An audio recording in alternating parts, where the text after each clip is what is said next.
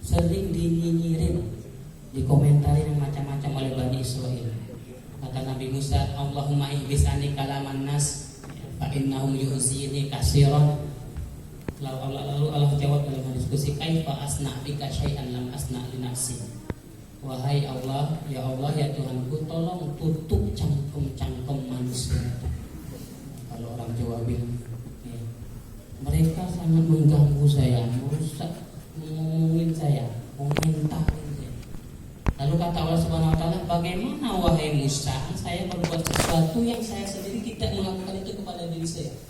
Bukankah Allah dikatakan dalam Quran, yadullahi maghlulatan, Allah pelit, Allah punya anak, lah kamu cuma manusia saja pasti dikomentari orang. Sedangkan saya yang Tuhan saja dikomentari, apalagi kamu. Makanya dalam hidup itu tetap jalankan yang baik, tidak usah hiraukan perkataan orang lain, komentar yang tidak mendukung, komentar-komentar negatif, selama tidak melanggar syariat, tidak melanggar norma dan masyarakat. Yang kedua yang banyak merusak amal adalah qaswatul qalbi. Hatinya keras, sulit menerima nasihat. Masuk telinga kanan, keluar telinga kiri. Datang ayat azab, biasa saja. Datang ayat tentang jannah, biasa saja, tidak tertarik. Lalu bagaimana kata Nabi Muhammad, kata para ulama, kalau kita itu biar mudah menerima nasihat? Yang pertama kata Imam Ghazali, kalau ada orang ngasih tahu di dalam baju kita ini di dekat pundak kita ini ada kalajengking, ada kalajengking di atas, pasti kita buang itu kalajengking. Atau gimana caranya dia tidak ada di tubuh kita. Lalu kalau ada orang menasihati, itu diniatkan dia itu mengasih tahu ada sesuatu yang bisa merusak diri kamu. Dan sedangkan yang merusaknya sifat yang merusak duniawi saja kita mau gitu, ya, apalagi ketika dinasihati yang bisa merusak kebaikan dunia dan akhirat kita. Jadi kalau dinasihati orang itu, ya kita niatkan itu untuk kebaikan kita. Orang ngasih tahu, oh kamu ada ininya, kamu ada ini, itu untuk biar cara mudah mendapatkan nasihat. Karena namanya hati yang keras itu biasanya akibat dari kalla balrona ala qulubihim ma kanu yaksibun. Akibat perbuatan-perbuatan maksiat menumpuk, jadi sulit mendapatkan nasihat. Mendengar ayat itu juga tidak ngefek sama sekali. Padahal yang sebetulnya orang-orang mukmin, innamal mu'minuna alladzina idza dzukirallah wajilat qulubuhum wa idza tuliyat 'alaihim ayatuhu zadatuhum imana. Yang ketiga yang banyak merusak amal perbuatan kita itu adalah qillatul haya. Kalau orang Padang bilang lah putus urip malu. Sudah putus urat malunya itu sudah tidak malu itu baik. Al-haya kullu khair kata Nabi Muhammad. La yanzul haya min syai'in illa yanjunza anhu khairun katsir. Tidak adalah kebaikan sifat malu itu hilang dari sesuatu, pasti banyak kebaikan pula yang hilang dari orang itu. Malu berbuat baik itu juga jelek. Apalagi malu berbuat baik tapi tidak malu bermaksiat. Saya mohon maaf kemarin pulang ke Bengkulu, Mandor, itu di depan rumah saya pasar itu.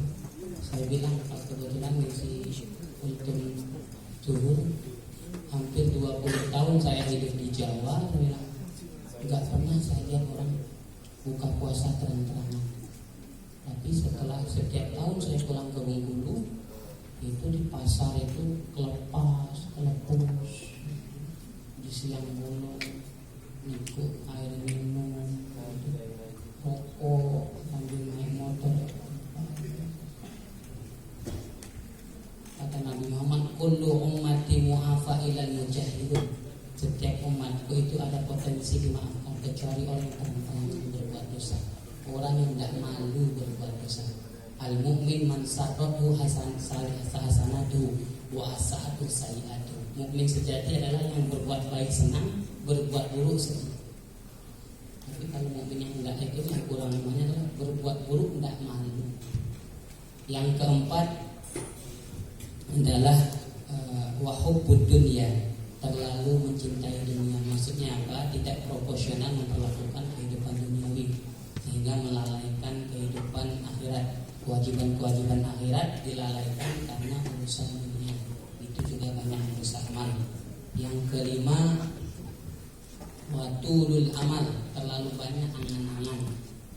Salah satu ustaz cerita, dia ngajar di salah satu kampus, bukan di Unida pastinya. Ada mahasiswa di kafe, letoy, kalau orang guru bilang letoy itu layam mutu walayaya, nggak bermutu, ngabisin biaya, hidup dia tidak mau, mati juga segan. Ditanya sama bapaknya, pak gurunya itu, ente kenapa? Entahlah Ustaz, anak WA tidak dijawab, anak DM juga nggak dibaca, anak telepon di reject, galau, pacarnya tidak jawab. Lalu tiba-tiba nyeletuk mahasiswa ini, enak ya Ustaz hidup zaman Nabi.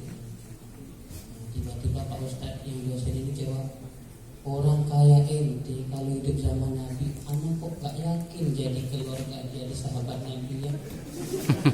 Hidup terlalu banyak mengeluh, terlalu banyak berkeluh kesah.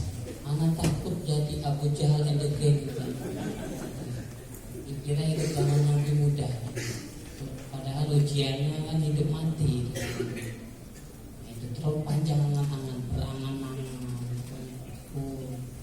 Karena kan dalam hadis Nabi, jangan terlalu panjang angan-angan, karena kata wa kaza kadang-kadang. Yang terakhir, yang banyak merusak amal perbuatan adalah wazolimun la yantahi, perbuatan zolim yang tidak ada henti-hentinya. Zolim itu banyak, bisa zolim dengan lisan, bisa zolim dengan abdan, dengan badan, bisa zolim dengan perbuatan. Kata Nabi Muhammad bertanya kepada para sahabat, atadruna manil muflis, wahai sahabatku, tahu tidak kalian orang yang bangkrut, pailit? Kata para sahabat, al-muflis inna man laisa lahu dirhamun wala dinar. Orang bangkrut adalah orang yang kere, orang yang tidak punya duit. Kata Nabi Muhammad, itu tidak sejatinya salah, tetapi orang yang bangkrut adalah man ata bihasanatin wa dzalama fulan wa dzalama fulan. Dia sholat, dia puasa, dia zakat, dia haji, dia umroh, dia beramal, dia berkhidmat, tetapi dia menzolimi si fulan, menzolimi si fulan. Maka di hari kiamat dibalas dosa zolim tadi itu. Caranya apa? Kebaikan dia dikasihkan kepada yang dia zolimi. Lalu kalau tidak cukup, belum impas juga, keburukan orang yang dia zolimi dikasihkan ke dia yang tanggung. Itulah dzalika huwal husnul mubin. Itulah sebangkrut-bangkrutnya orang dalam kehidupan dunia dan akhirat, yang datang dengan pahala yang banyak tetapi keluar zolim. Ternyata ketika pembagian rapot di akhirat tidak dapat apa-apa. Alhamdulillah, semoga ada manfaatnya dari renungan ini. Usikum wa iyaya billahi.